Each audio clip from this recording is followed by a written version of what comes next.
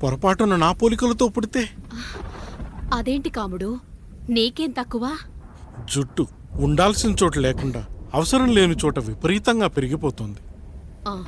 మనకు పుట్టబోయే బిడ్డ గొప్ప అందగాడై ఉండాలి. ఇదిగో రోజు ఈ దేవుడి ఫోటోలు చూడు, వాళ్ళలాగే అందంగా పుడతాడు.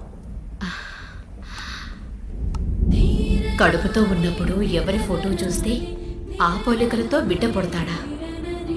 కనిపించని దేవుడి పోలికలు నా బిడ్డకెందుకు? ఈ ఊరికి దేవుడు రాయుడు. నా బిడ్డ ఆయనలాగే పుట్టాలి, ఆయనలాగే పుట్టాలి.